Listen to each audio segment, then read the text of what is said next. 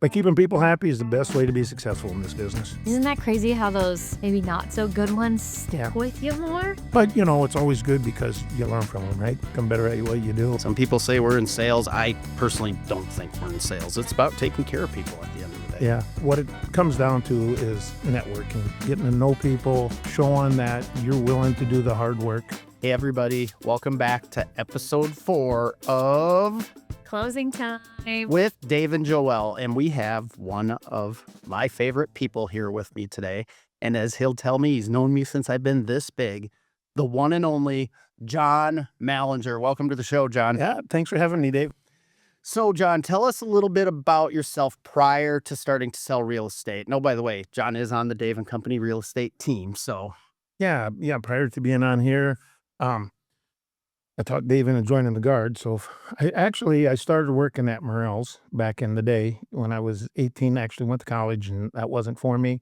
So I went to Morrell's, where I started working with Dave's dad. Was probably about the time you were born, I'm guessing. yep.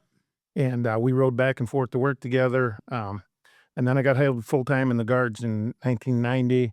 Worked with the drug enforcement people. That was one of the best jobs I ever had. I only left because of promotion and pay, but then went into recruiting in 1997. Recruited in the military for 20 years, where I held a bunch of different positions, such as area supervisor, first sergeant, sergeant major of recruiting. So that was all good and fun stuff. Retired in 2017. Been doing real estate ever since. So, a little bit about John and his recruiting career. You're the best recruiter in the nation, like multiple years over, right? Yeah, I had a few times that I led the state in recruiting, and it was easy. I didn't ever consider it a job. I was just meeting people and talking them into having fun with me, just like I did to you, Dave. Talked Dave into joining the Guards with us, but he did the same to me. Talked me into doing real estate. So what goes around comes around. Yep. When I decided to start the team, the first person that went off in my head, and you were retiring at the perfect time, it's like John Mallinger. Like, we play this game, not that me and Johnny go to the bar a lot, but we play this game, or, out for coffee, but who's going to know the most people when we go into an establishment? It's a little game we play. Yes. Johnny almost always wins, but at the home show, what happened just a few weeks ago? Dave kicked my butt. I feel like I'm getting old. It's all right. Johnny knows everybody, and he cares about people and takes care of people. Yeah. So we did a funny Meet the Team video 2 or 3 weeks ago. And it was pretty comedic in the sense that we set it around like a 90s sitcom. We actually did it to the Cheers theme song, and it's just Johnny, working on his phone. He was playing a game, actually. You told me that. You were like, I'm not actually working, I'm playing a game. But then you just look at the camera and you smile, and it was like, meet Johnny, and then it's something funny about you, and yours was something like, probably knows your second cousin's ex-girlfriend's mother-in-law, or just like something crazy, but that is so true. You know everybody. Right. So I do believe that. I think as I work with people and I start to know people, I can always connect the dots to where we know somebody in common. And in fact, I got a kid that I'm working with now, said he played football at O'Gorman. My cousin has coached at O'Gorman for many years, and we talked about that. So it was pretty neat. You're so good at just like connecting with people that way, and you just talk to them and ask them about their lives, what they do they have kids, all of these details, and you're like, oh, you know this person?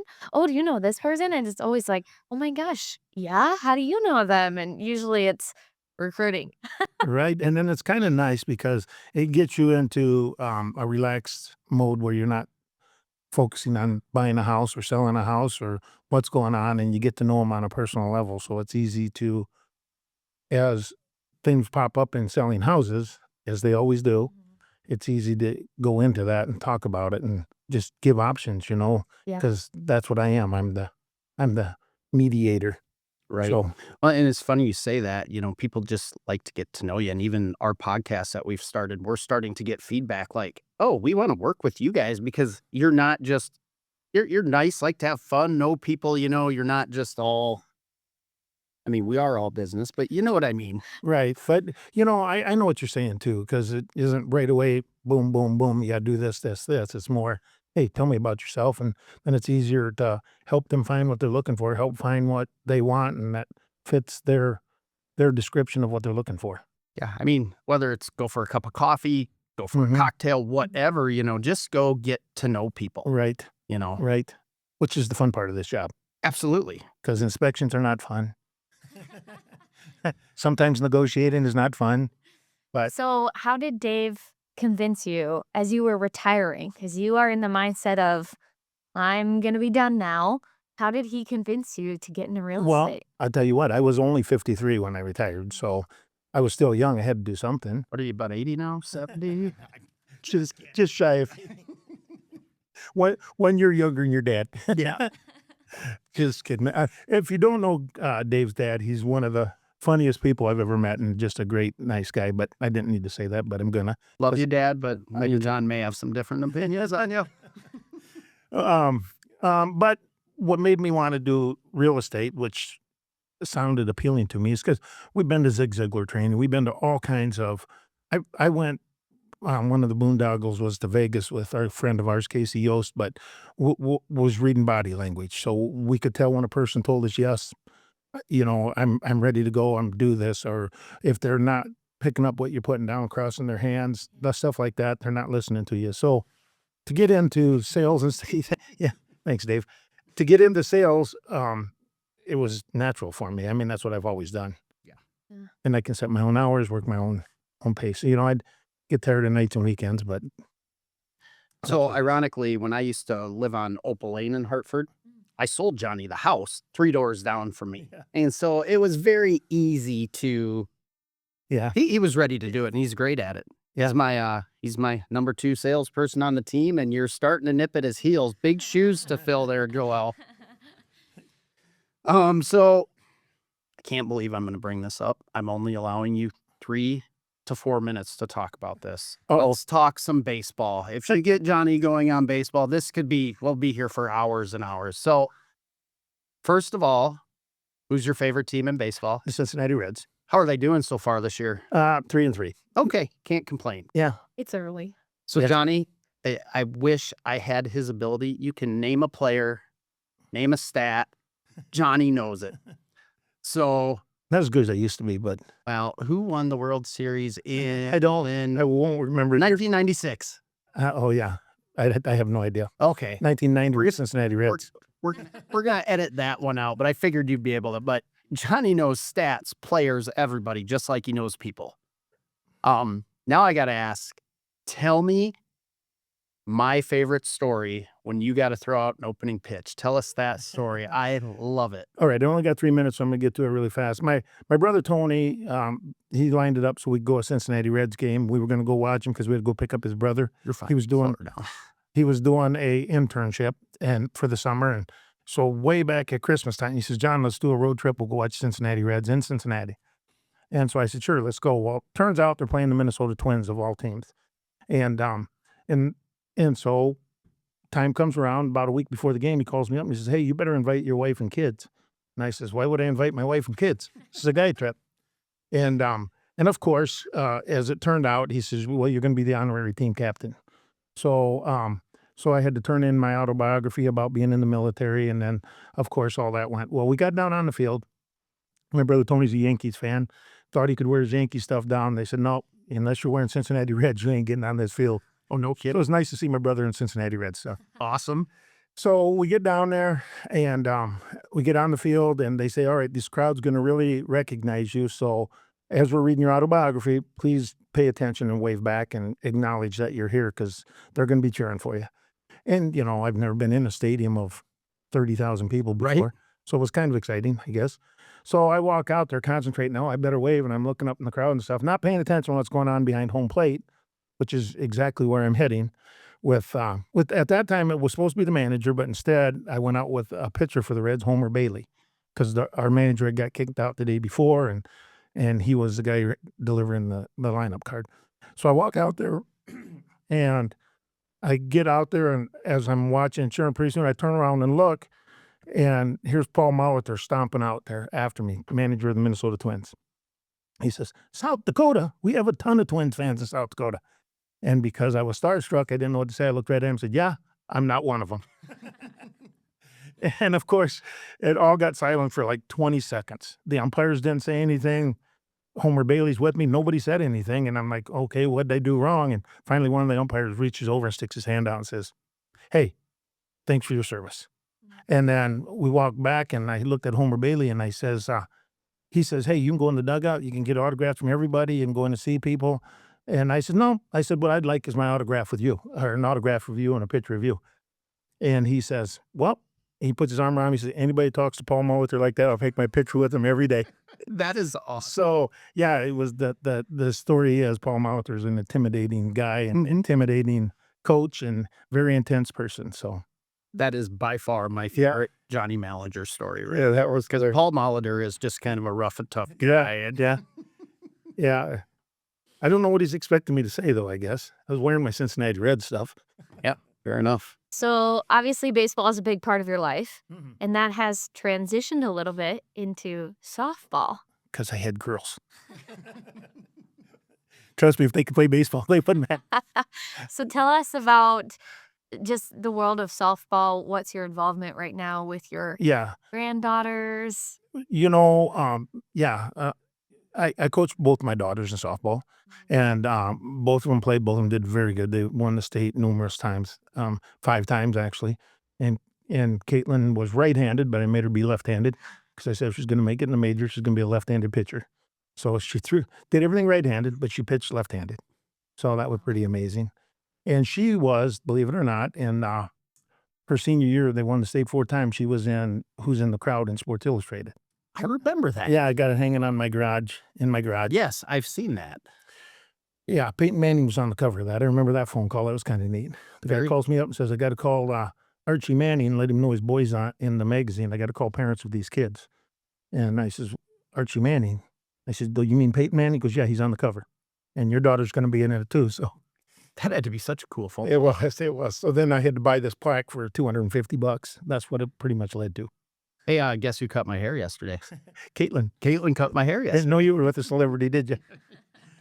But now I coach my granddaughter's team. They're a 14 under team. And you know what? It's just a lot of fun. But it's a lot different because I don't have near the intensity, that I had with her, with my daughter. So my granddaughter is more like, all right, honey, we'll get him next time. My daughter, it was more like, get your butt out there. We're going to kick some butt. And guess what? You coaching still, you're meeting more people. Yep. So That's what this job is. that's all. Making connections. I think I said this on one of our previous shows. It's about customer service and communication. Yeah. Some people say we're in sales. I personally don't think we're in sales. It's about taking care of people at the end of the day. Yeah. Yeah, and I got to tell you guys this is one of the neatest things about coaching, Joelle, is I was up watching them because they played school ball and somebody else coached them, and I was watching them with one of the grandparents, people my age. And he comes up to me and he says, thank you so much for coaching my daughter, because if it wasn't for you, she wouldn't be playing. And, they're a big basketball family, so that is true. And I guess I really, it makes me feel good to know that I'm teaching somebody else to love the game as much as I love it. So would be the way to put that. Absolutely. Yeah. Absolutely. Yeah, there really is.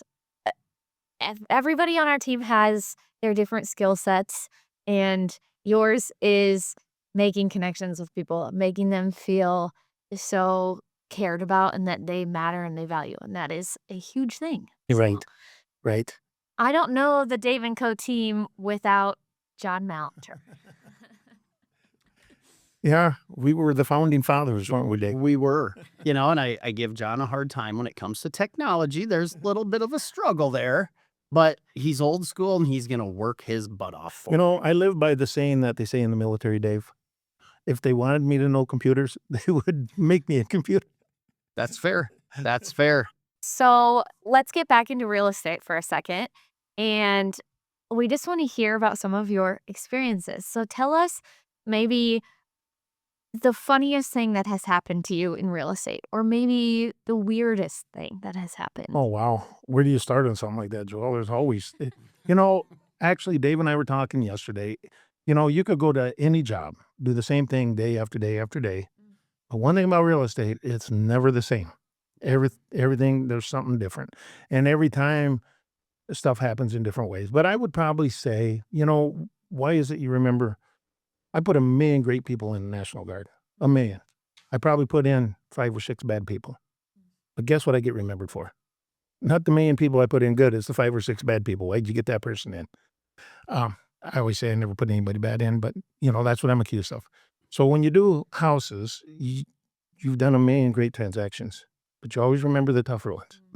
And so that's what I'm gonna say is, I have a really good friend that I helped his daughter buy a house in Del Rapids, and, so then her husband, new husband-to-be at the time, picked me as his realtor, sold his house, and we get to closing, and the people say, "No, we don't want the house," and he walked away the day of closing. And, so here I am meeting this guy for the first time thinking, in my mind, thinking I let somebody down and, was it my fault? What could have I done different? But as it went on, we put the house back on the market, sold it within that week, and Yeah. it went on and it closed. But so as you ask, what's one of the most memorable things? That's probably the one I remember the most, just because it was the one time that I probably was disappointed in the outcome. Whereas most of the time you're very happy at closings. It's a good time for people and they're happy to get their house and move in. So Yep. Isn't that crazy how those maybe not so good ones stick Yeah. with you more? yeah, They just hit different. right. But it's always good because you learn from them, right? You become better at what you do, and you try to prevent problems before they happen, especially the day before they're supposed to close, like that one. But I'll never forget my mom and dad's closing when they sold their house. And he's probably gonna get mad at me for saying this, but he was so angry with Mr. Buyer. And you know how my dad can get, and that's where I'm gonna leave the story, but can you shut this off so we can talk about that? but we can tell about it afterwards. If you don't know this, we love Greg Larson, so we like giving him a bad time. If he's Oh, yeah. watching, you'll love it. He watched them all the other day when we released our first 2. Uh-oh. So, Probably going to cost us soda or two for a us. soda or 2. Soda. So after how many years in real estate, do you still run into things that you maybe don't know how to approach? I think you do all the time. Yeah. I mean, everything's different. I just had a guy that does not want to use a real estate agent, and he's Mr. Buyer, and I'm representing sellers, and I go right to Dave, say, Dave, how do you want me to handle this? But at the same time, I knew it was a good deal for my clients, um, you know, but I owed him same fiduciary duties as I did them. So that one was different. Then handling the inspection was obviously different because I went in and represented him as an inspection person. Well, actually, I wanted to know from my people, but it was still way different. So, and I just did that one, and I've never done anything like that. I'm so proud you used the word fiduciaries. Just don't ask me what it means. You know what it means. But I think that brings up a really good point of what are maybe the differences between duties that you owe your clients versus duties that you owe to people who aren't your clients but are maybe involved in the transaction. Right. I mean, you treat people like you want to be treated. So I mean, that's the way I would put that. So I'm not gonna obviously talk for my clients. I'm going to ask them. I'm going to take everything to them, but at the same time, try to keep everybody happy and keep the transaction together, because by keeping people happy is the best way to be successful in this business. Making other people happy. Yeah. So, yeah. Does that answer your question or not really? Absolutely. I think that's spot on. Spot on. I give him a hard time about technology, but he's going to take care of you. That's a fact. Yeah. Honestly, that's ever since the day I started recruiting in the guards. You put in friends' kids, you put in, people that you don't know, and you don't treat your friends' kids any better because you learn that you just take care of all of them. In fact, I worked harder to find good people to keep my friends' kids happy in the guards. I can still remember you coming to my house when I was thinking about the guards. You called me the day before I left for basic training to make sure I was ready to go. You took care of me the whole way. And speaking of your dad and your mother, but the day you guys got deployed, I remember that being there, and And I was a recruiter, so I was non-deployable, and that I always probably is my biggest regret of being in the military. And I know you say that, you need people to pay people, you need people to do paperwork, you need people to enlist people. And so they're all part of it, even though I didn't get to go over with my friends and spend a year in the desert. It's not all that it's cracked up. Right. Trust me. I can only imagine. But so that's why it was always so important to me. And I know when I looked at your mom and dad, and I just assured them as best I could that you were going to be all right, that he's with good people and he's got good leadership. And if you ever need anything, you call me. So Yep. yeah, that was always good times. And so, because you two have known each other for so long, this is maybe going to be a little bit fun and funny. Tell me, just both of you, about your dynamic as friends, as coworkers. I don't know. I think our dynamic is always that way. I mean, trust me, Dave's been mad at me before. I've been mad at him a time or two.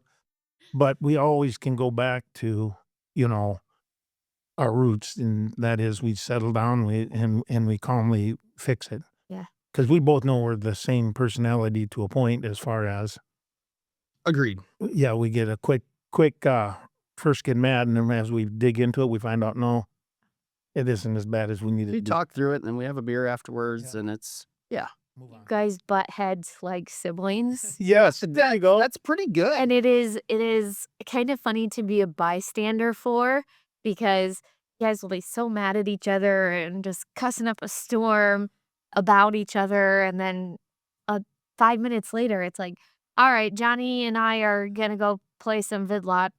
Yeah. Push buttons is the key word. We have a soda. And have us all. I came with you to one time, and it was just an experience. Well, we thought you were going to be good luck, and you weren't. That's why you haven't been asked again. Yeah, they After the show today. never invited me back to push buttons and drink sodas because we lost within. Bring luck next time, and we'll ask you every time. Yeah. So Oh, I love that. Yeah. Johnny, so thankful that you came onto our show today. One, because you are a huge asset to our team. Like I said, I don't know the Dave & Co team without you in it. And I do have to say it is funny because I always call you Johnny, but professionally, I'll have to write John Mallinger. It's just funny how that goes. But two, you hate doing videos in office, so we're appreciative that you came on. yes, I'm surprised he's here. But you're a core member. You started the Dave & Co team with Dave, so it was important for us to have you as one of our very first guests.